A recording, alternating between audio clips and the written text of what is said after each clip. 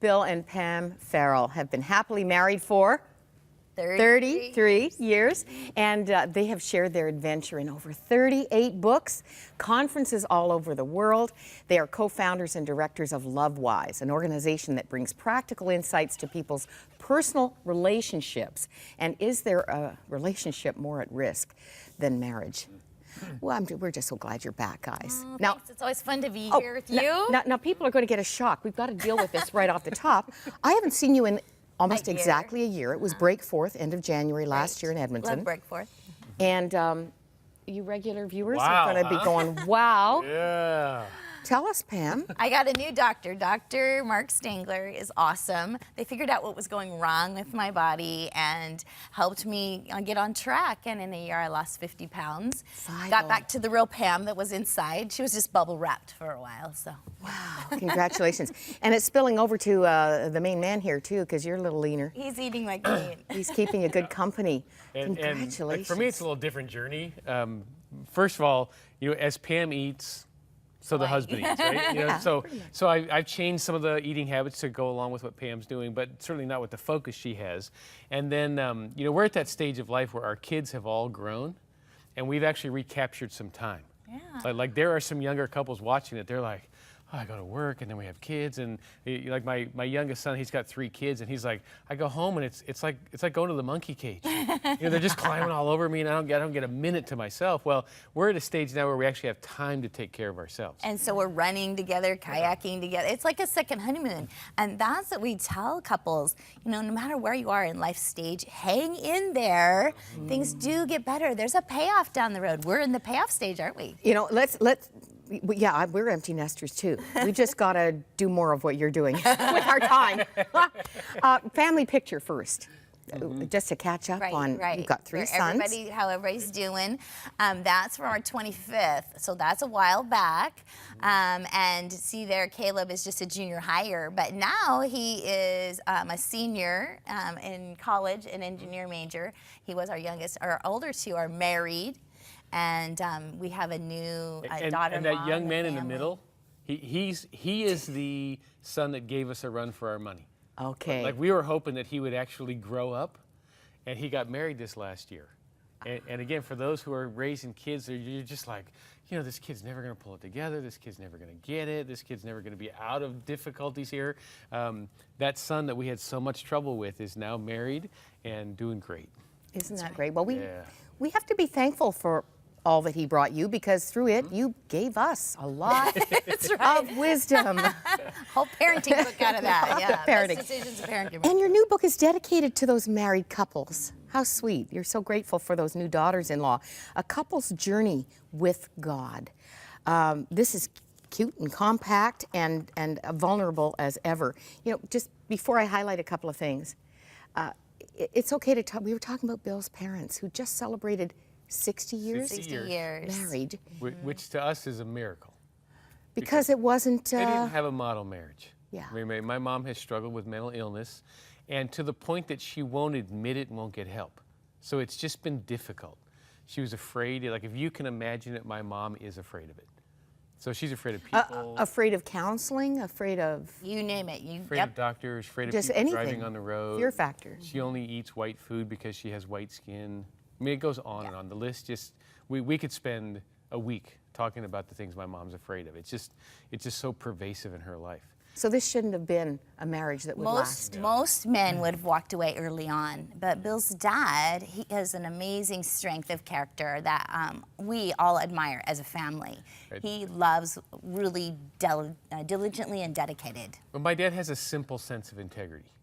My dad said, I do at the altar. And he meant it. And on their 50th, we said, what's the secret? And Dad said, well, I said at the altar, for better or for worse. Mostly it's been worse, but sometimes it's better.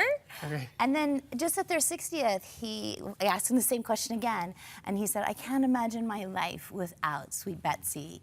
And he had tears in his eyes, and so did she. And so there's even a payoff for those really hard, volatile marriages that you just feel like, oh, I should just throw in the towel.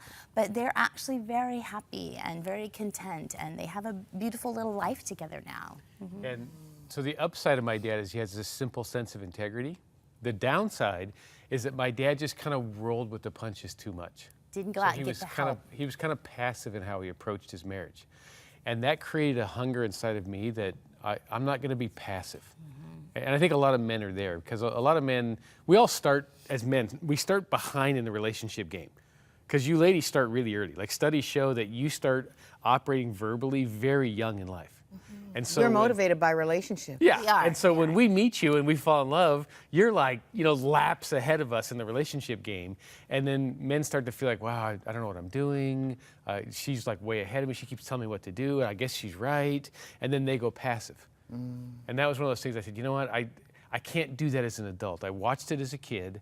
So I have to figure out, how does this marriage thing work? And that's really, the name of our ministry is Love Wise. And it's because Bill wanted to get wisdom about love to make relationships work.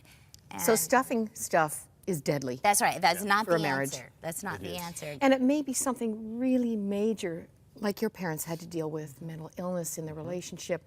Or it may be something as simple, I know from reading your book, as coffee mugs being left around by certain husbands. People. That's right. That's right. Pam? We have a choice whether we can look at and one of those idiosyncrasies that your spouse might have as a positive or negative.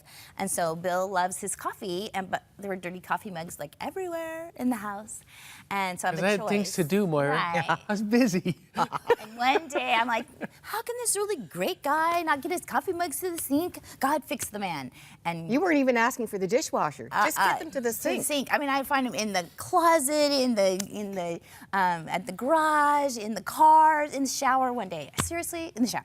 And so I was moving from house A to house B, and one day I went through and gathered up all the last minute dishes, and there were 34 coffee mugs I put in the dishwasher, and I was just You are drinking too much livid. coffee, Bill. That would be the biggest crisis here. I was just so angry, and I thought this anger is just really going to ruin our marriage, and so there has to be a solution. God, fix him. And God said, no, I'm going to fix you. And so I want you to answer the question, why is he drinking so much coffee? Well, he's a busy, responsible man. Well, isn't it a privilege to be married to a busy, responsible man? Yes. I want you Change to of pray perspective. blessing over your husband every time you see a coffee mug. Wow. Do you realize how many people drink coffee and how much this man gets blessed now? And I just pray favor and blessing and that everything he puts his hands to might prosper. Anytime I see a coffee mug. Not just his, any coffee Any coffee mug, yeah. Wow. God can give you a new perspective. Well, and the point is, we all have that stuff going on. We're all very imperfect. We all have quirky parts of our life. And what tends to happen in marriage is early on in marriage, you ignore all of that.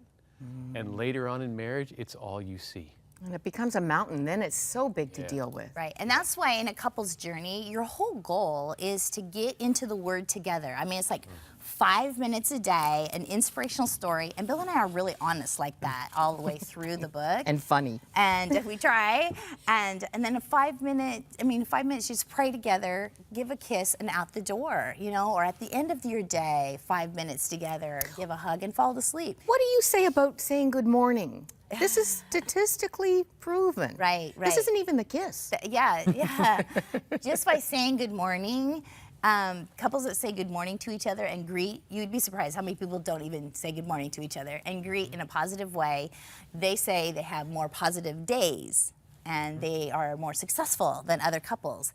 And so just simple little habits we talk about all the way through a couple's journey will help you succeed as a couple. And really, couple's journey, it's a journey. And so just like we're up here in Canada and we're going to end up at beautiful Lake Muskoka at the family conference and it's beautiful up there. Nice. There's 2 ways to get there. You can get there in a car and be like yelling and screaming and not be happy and like not in silence and just anger. Or you can have a wonderful adventure and be all romantically connected. It's the same car. It's the choice on how you're going to get there on your journey. I would much rather get there in a happy mood, and God can help a couple get to that happy place. You know, you say that this is about connecting your love with each other and for each other with God's wisdom. That's spiritual intimacy, which represents a crisis in many marriages. Husbands just not interested.